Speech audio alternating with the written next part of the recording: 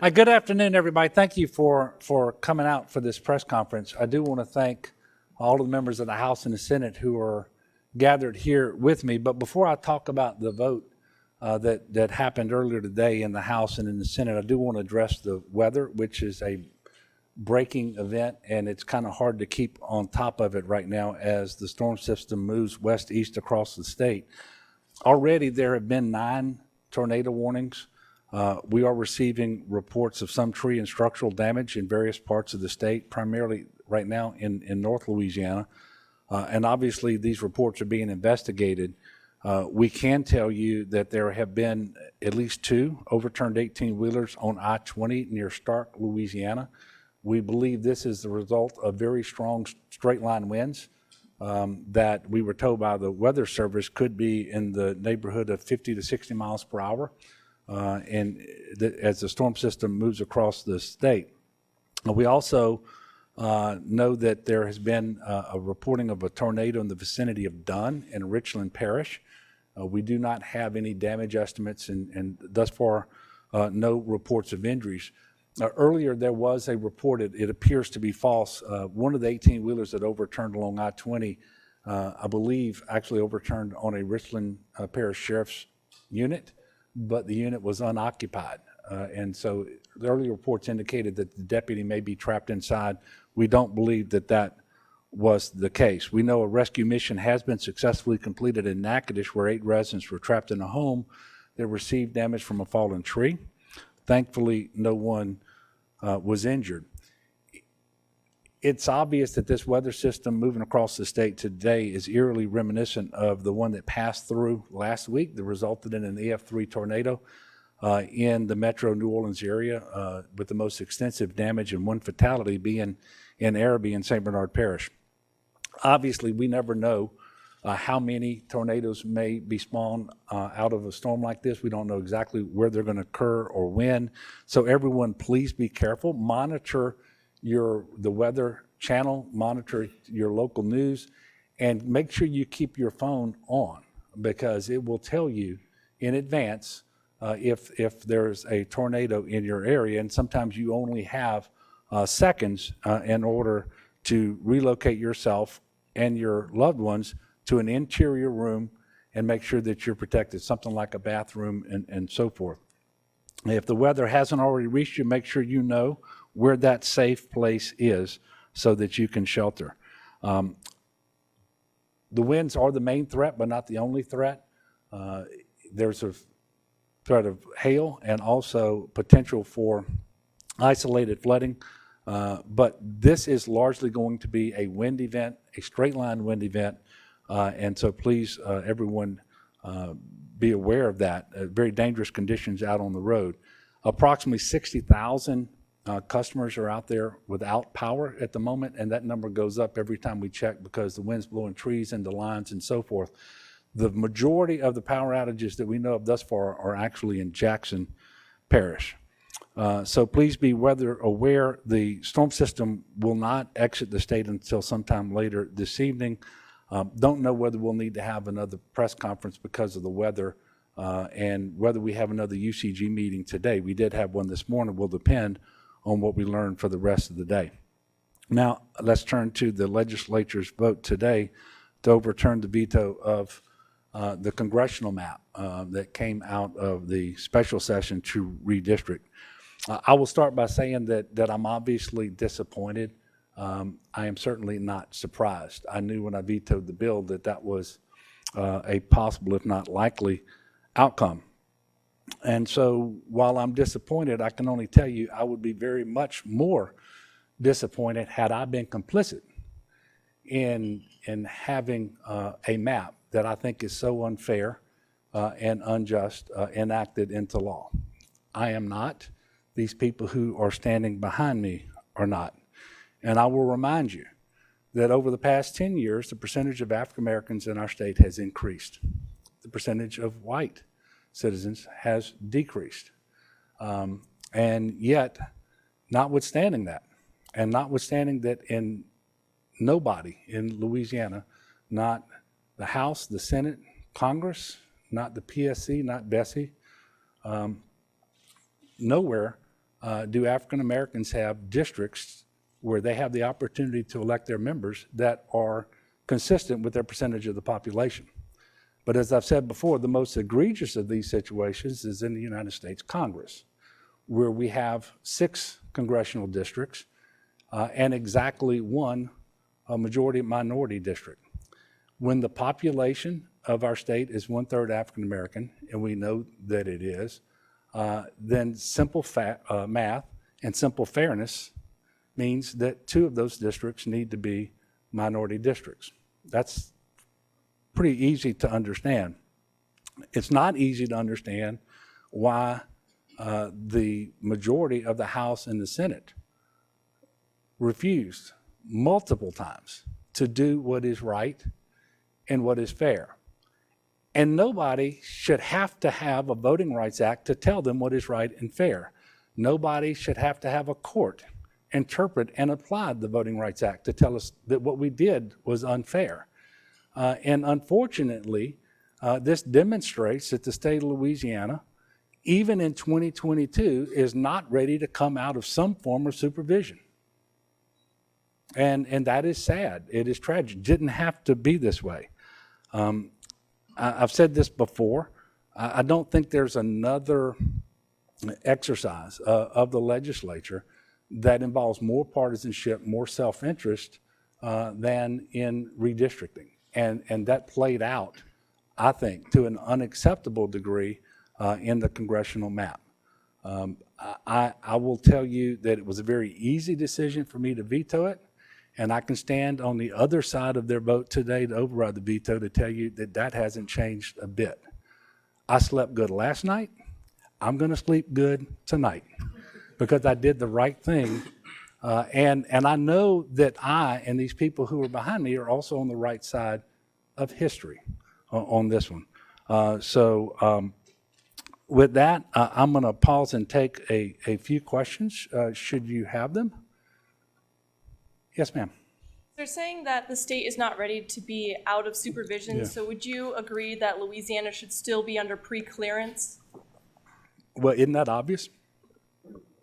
That's pretty obvious. Now, I know that a few years ago, the Supreme Court largely gutted the preclearance section of the Voting Rights Act, but I think this absolutely demonstrates that. Look, what is so hard about basic math, basic fairness? I don't get it. It's yes. Yeah.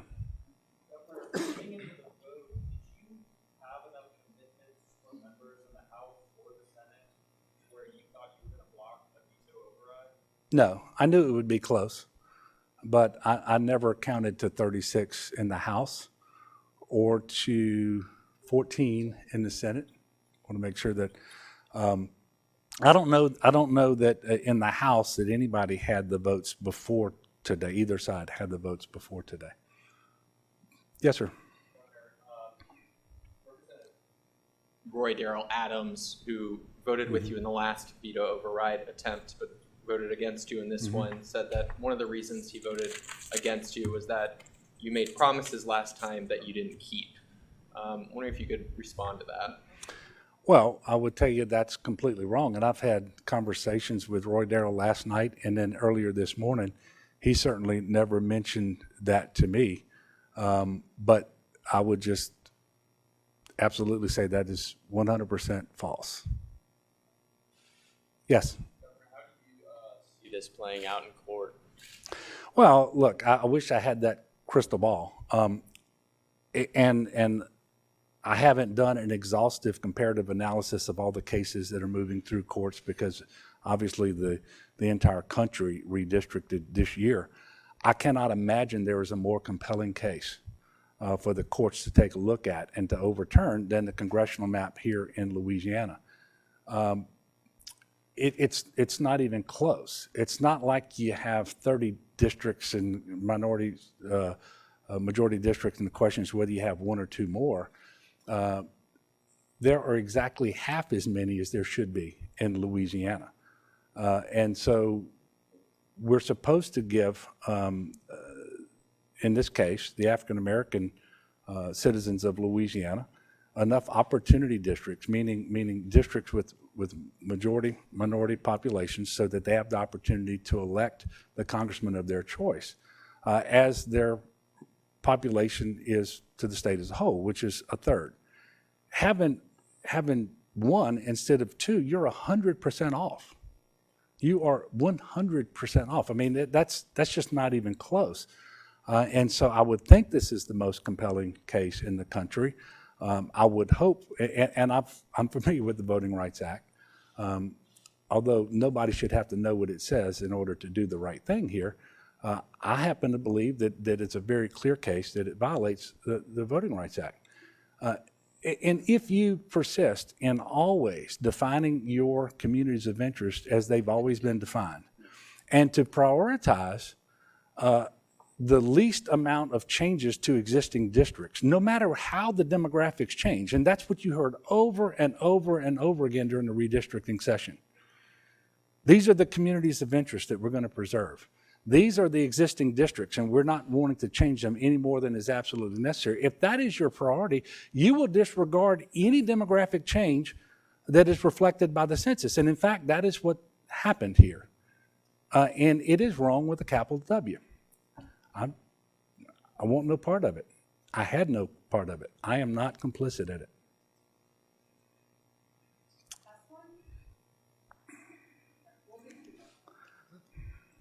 Go ahead. Last year, you were successful in blocking a veto override of the bill that had to do with transgender people in sports. That bill's been filed again, or a very similar version. I was wondering if you plan to veto the bill again or not.